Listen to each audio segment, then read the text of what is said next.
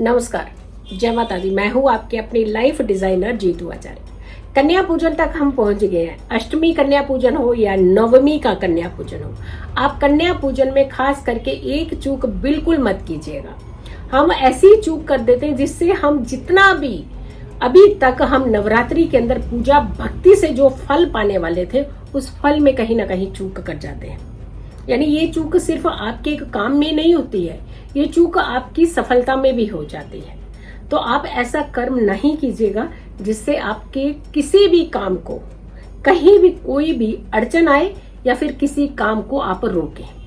तो काम नहीं रुकना चाहिए, आपको हर तरीके का आशीर्वाद माता रानी का मिलना चाहिए और आपके नवरात्रि सफल होने चाहिए। जिस कामना से आपने व्रत किए हैं, जिस कामना से आपने पूजा की है, भक्ति की है, सबसे पहले एक आपने मेरी पहली वीडियो देख ली होगी कि जब 9 कन्याएं हम अपने घर के अंदर बुलाते हैं तो एक एक कन्या जब आपके घर के अंदर आती जाती है, कितनी सारी चीजों के आशीर्वाद लेकर के आती है। यानी 2 वर्ष की कन्या कुमारी अगर आती है आपके घर में तो आपके घर के अंदर अन्न धन के भंडार भर देती है।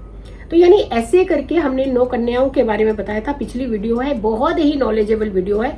आप एटलीस्ट उसे समझिएगा जरूर कि आपको क्या क्या आशीर्वाद मिलते हैं। आपको लगता है कि आप कन्या पूजन करके आप बहुत कुछ उन्हें दे रहे हैं, आप उन्हें भोग लगा रहे हैं, आप उनके लिए वस्त्र ले रहे हैं, आप उन्हें उपहार दे रहे हैं, जबकि आप कुछ नहीं दे रहे हैं। ध्यान रखिएगा, वो बहुत कुछ दे करके आपको जा रही है।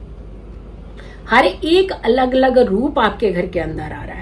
तो ऐसे में 9 कन्याओं को पूजना बहुत उत्तम माना जाता है। बट किसी कारणवश से 9 कन्याएं नहीं पूछ पाते हैं तो हमने आपको एक तरीका बताया था जिससे आपको 9 कन्याओं का फल मिल सकता है। और दूसरी बात, जब आप कन्याएं पूज रहे हैं, जब अपने घर में कन्याएं बिठा रहे हैं, तो दूसरी चीज का खास करके आपने ध्यान रखना है कि माता रानी जब आपके घर की दहलीज पार कर रही है, यानी दहलीज पार करके आ रही है, तो सोचिए आपका घर कितना शुभ और शुद्ध कर दे रही है। उनके कदम रखते ही आपके घर में खुशियां आ जाती हैं। माँ रानी के किसी भी स्वरूप के आपके घर में कदम रखते ही आपके घर की एनर्जी पॉजिटिव हो जाती है। इसीलिए कन्याओं को घर के अंदर बिठाया जाता है और घर के अंदर ही बिठा करके कन्या पूजन किया जाता है।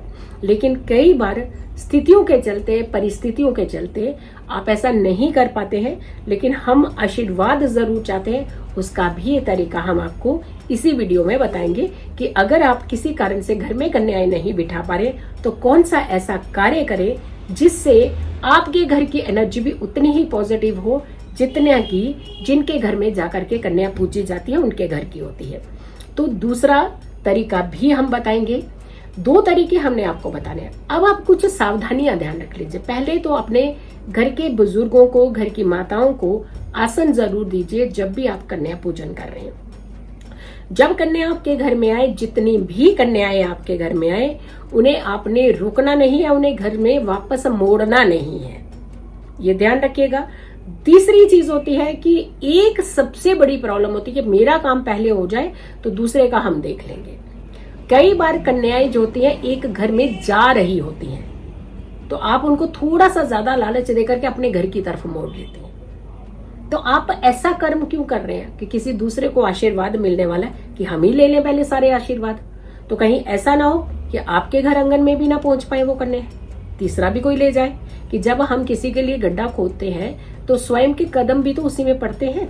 तो ये काम नहीं कीजिएगा।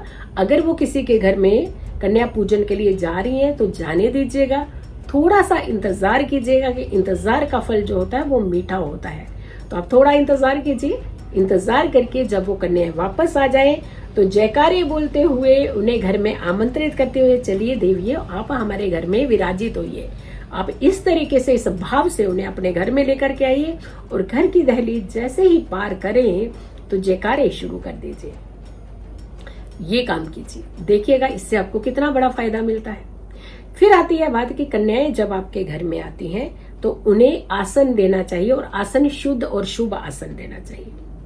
आजकल चलन हो गया है कि कुर्सियों पर बिठा करके, सोफे के ऊपर, कहते हैं भूमि पर जब हम आसन बिछा करके बैठते हैं तो एक ग्रहों की एनर्जी भी हमें मिलती है। और हमें हमेशा नीचे आसन लगा करके उस पर ही उन्हें बिठाना चाहिए। अच्छा शुभ आसन साफ जगह, सुथरी जगह होनी चाहिए, तब आसन लगाइए और तब उन्हें बिठाइए। चरण धोइए उनके, एक एक करके जब आप चरणों को धोते हैं तो आप सोचिए आप कितने पापों से मुक्त होते हैं जो कहीं जाने अनजाने में आपसे हुए हैं, या जाने अनजाने में आपने किसी को सताया है, उन सारे पापों से आपको मुक्ति मिलती है। जब आप कन्याओं के माथे पर तिलक लगाते हैं, उनके ललाट पर तिलक लगाते हैं, तो आपका स्वयं का आज्ञा चक्र भी एक्टिवेट होता है। आपके स्वयं के आज्ञा चक्र में भी बल आता है। आपकी खुद की सहनशीलता की क्षमता बढ़ जाती है, आपके अंदर धैर्य आता है और आपकी सोचने की शक्ति प्रबल होती है जब आप कन्याओं के मस्तक पर तिलक लगाते हैं। जब आप उन्हें भोग लगाते हैं तो आपके घर में अन्न धन की अगर कोई कमी चल रही है, वो कमी दूर होती है। आपके घर के अंदर संपन्नता आती है, खुशियां आती है, आपके घर के अंदर सुख आते हैं। जब आप उन्हें जयकारों के साथ विदा करते हैं तो ढेरों आशीर्वाद से आपका घर आंगन महक जाता है। यानी कन्याएं जब आ रही हैं, जब तक जा रही हैं, तो आपको एक के बाद एक वो ढेरों आशीर्वाद देते जा रही हैं। तो सोचिए आपको आप क्या दे रहे हैं। आप तो हलवा पूरी खीर खिला रहे हैं, उन्हें चने खिला रहे हैं, हलवा खिला रहे हैं, कुछ उपहार दे रहे हैं। वो आपको क्या दे रही हैं? वो आपको ऐसी चीजें दे रही हैं, वो आपको ऐसे आशीर्वाद दे रहे हैं जो सालों साल आपका फायदा कराते हैं। तो कन्याओं को अपने घर में विराजित करना चाहिए। अब आती है बात कि कन्याओं को जब आप विदा करते हैं, आपने कुछ दूर ले जा करके उन्हें जयकारों के साथ आशीर्वाद लेते हुए विदा करना है और उनके चेहरों के ऊपर मुस्कान होनी चाहिए। यानी उनके चेहरों की मुस्कान देख करके ही आइएगा आप वापस। अब आती है बात कि जब कन्याएं आती हैं, तो अब जैसे 2 वर्ष की कन्या से हम 10 वर्ष की कन्या तक बात कर रहे हैं, तो जो 2 वर्ष की कन्या आएगी वो खुद तो चल करके नहीं आ पाएगी, तो यानी उसकी माताजी साथ में आएंगी। तो माताजी को कहीं ऐसा ना कि आप इग्नोर कर रहे हो। कन्या अंदर बुला ली, माताजी को बोली आप बाहर बैठिए। माँ, साक्षात माँ आती है कई बार, कौन सा रूप लेकर के कौन आपके द्वार पर आ रहा है आप नहीं जानते हैं। लेकिन कभी भी ऐसा मत कीजिए, उन्हें भी आप आदर सहित अंदर बुलाइए, उन्हें भी आसन दीजिए, उनका भी आशीर्वाद लीजिए, उससे भी आपको बहुत लाभ मिलेगा। अब आती है बात कि अगर 9 कन्याएं नहीं मिलती हैं तो आप क्या करें। सबसे ज्यादा बड़ी दुविधा की बात यह हो जाती है कि हमारे घर के आसपास कन्याएं ज्यादा नहीं मिल पाती हैं। कोई बात नहीं, नवदुर्गा कौन है? एक की रूप है, एक ही रूप के अंदर 9 रूप समाये हुए हैं उनके। यानी एक महादुर्गा का, एक दुर्गा का रूप, उसके अंदर 9 स्वरूप और तो और 10 महाविद्याएं भी।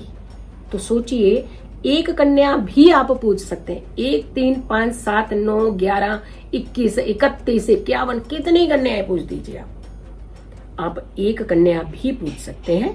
तो आप एक कन्या पूछ लीजिए, बाकियों के सबके आप पैकेट बनाइए और जो जरूरतमंद कन्याएं हैं उन्हें ले जाकर के आप वहां जाकर के दे दीजिए। ये तो होगी आपकी कन्याओं की स्थिति, जो आपको लगता है कि हम क्या करें, हमारे पास कन्याएं नहीं मिल पा रही हैं तो हमें कुछ करना चाहिए। पहली कंडीशन तो ये वाली आपकी पूरी होगी कि आप एक कन्या पूछ लीजिए, बाकी सारी कन्याओं का कम से कम 9 कन्या यानी 8 और कन्याओं का आपने भोग निकालना है और वही सारा उपहार जो आपने एक कन्या को दिया है वो सारी की सारी पूरी 9 कंप्लीट कन्याओं को भी वही मिलना चाहिए। तो वो सारे उपहार जाकर के आप जरूरतमंद कन्या को आप दे सकते हैं। एक बालक भी पूजा जाता है जो भैरव का रूप होता है। यानी माता रानी तब प्रसन्न होती हैं जब भैरव की आराधना की जाती है, भैरव की पूजा की जाती है। यानी ये माँ का ही आशीर्वाद दिया हुआ है भैरव को कि जो भैरव के दर्शन करेगा, लेकिन माता रानी के दर्शन के बाद जो भैरव का दर्शन करेगा वही माता रानी की पूरी यात्रा को पूर्ण कर पाएगा।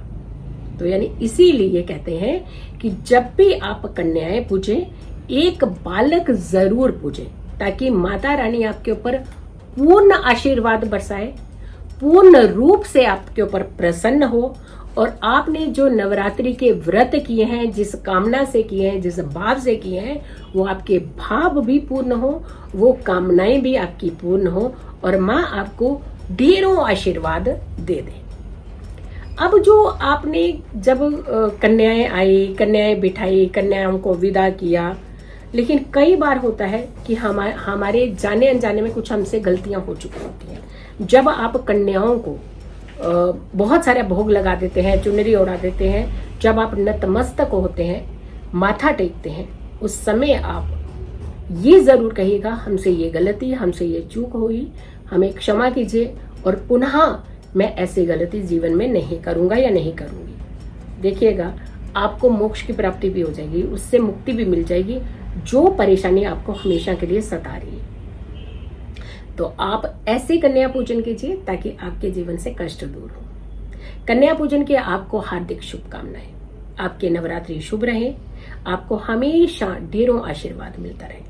मेरी इस वीडियो को बहुत सारे लोगों को शेयर कीजिएगा और मेरी आने वाली हर वीडियो को जरूर देखें। खुश रहे, स्वस्थ रहे, पॉजिटिव रहे। पॉजिटिव रहते हैं तो हर समस्या से हम दूर रहते हैं। माता रानी आपकी सारी आशीर्वाद दे, सारी मनोकामनाएं पूर्ण करे।